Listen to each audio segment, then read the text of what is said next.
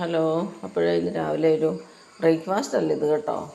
ബ്രേക്ക്ഫാസ്റ്റിന് മുമ്പ് ഉണ്ടല്ലോ, രാവിലത്തെ ചായയുടെ കൂടെ കുടിക്കാൻ വേണ്ടി ഉണ്ടാക്കുന്നതാണ്.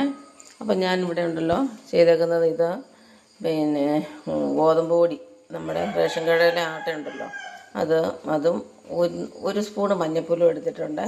ഇത് രണ്ടും കൂടെ ഞാൻ പാലിനകത്താണ് കുഴച്ചേക്കുന്നത്. കാരണം പഞ്ചസാരയോടെ എനിക്ക് വലിയ താല്പര്യമില്ല, അത് കാരണം കൊണ്ട് അങ്ങനെ പാലിനകത്ത് ഉപ്പിട്ട് കുഴച്ചെടുത്ത് വെക്കുന്ന ഈ കൺസിസ്റ്റൻസിയിലാണ് എടുത്തേക്കുന്നത്. ഞാൻ കൈകൊണ്ട് കുഴച്ചിട്ടില്ല, ഇങ്ങനെ സ്പൂൺ കൊണ്ടാണ് കുഴക്കുന്നത്. കൈകൊണ്ട് കുഴക്കുന്നതിനോട് എനിക്ക് വലിയ താല്പര്യമില്ല. അന്നേരം ഇത് ഞാനിവിടെ 3 ഇലയുടെയാണ് ഉണ്ടാക്കാൻ വേണ്ടി വെച്ചേക്കുന്നത്. അതിനകത്ത് പിന്നെ ഇത് ഫില്ലിങ്ങിന് വേണ്ടി ഇവിടെ ഞാൻ റെഡിയാക്കിയിരിക്കുന്ന സാധനം അല്പം 1 സ്പൂണ് ബട്ടർ എടുത്ത് പാലിനകത്ത് ഇട്ടതിന് ശേഷം ഉണ്ടല്ലോ മുന്തിരിങ്ങ ഇട്ടു, പിന്നെ പച്ചക്കടല ക്രഷ് ചെയ്ത് അതിട്ട് ഫ്രൈ ചെയ്തു. പിന്നെ അതിൻ്റെ കൂടെ ബദാം ക്രഷ് ചെയ്തിട്ടിട്ടുണ്ട്, തേങ്ങ ഇട്ടിട്ടുണ്ട്, പിന്നെ ജീരകം, ഏലക്കായ, ശകല എള്ളു ഇട്ടു. ഇത്രയും സാധനമാണ് ഫില്ലിങ്ങിന് വേണ്ടി വെച്ചേക്കുന്നത്.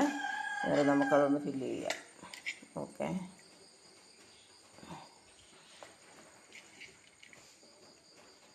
ഫില്ല് ചെയ്യുക, അടച്ചു വെക്കുക, ഇഡ്ഡലി പാത്രത്തിലേക്ക് ഇടുക. എനിക്ക് ഭയങ്കര ഇഷ്ടമുള്ള സാധനമാണ് ഇത് കേട്ടോ. പിന്നെ ഈ ഫില്ലിങ്ങിൻ്റെ സാധനമൊക്കെ നിങ്ങളെ ഡിപ്പെൻഡ് ചെയ്തിരിക്കും, എന്ത് സാധനമാണ് ഇവിടെ വെക്കേണ്ടതെന്നൊക്കെ.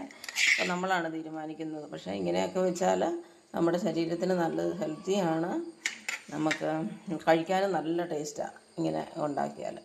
ഓക്കെ. ഒത്തിരി വെക്കുന്നുണ്ട്, ഒത്തിരി വെച്ചാൽ ഉണ്ടല്ലോ പൊഴിഞ്ഞു പോകാൻ സാധ്യതയുണ്ട്. ഓക്കെ. അപ്പോൾ നിങ്ങളിതെല്ലാം ഉണ്ടാക്കിയിട്ടുണ്ടല്ലോ, അഭിപ്രായം പറയണേ. ഞാനിത് അടുപ്പിലോട്ട് വെക്കട്ടെ എന്നാൽ. അപ്പോൾ ഇത് നമ്മുടെ ഇലയുടെ എല്ലാം ഇവിടെ ശരിയായിട്ടുണ്ട്. ഞാനൊന്ന് തുറന്ന് കാണിക്കാവേ. ആവി പറക്കുന്ന ഇലയുടെ നല്ലൊരു സ്മെല്ലും വരുന്നുണ്ട്. ട്രൈ ചെയ്ത് നോക്കണം കേട്ടോ. മറ്റൊരു പ്രസൻറ്റേഷനുമായി കാണുന്നവരേക്കും എല്ലാവർക്കും ബൈ.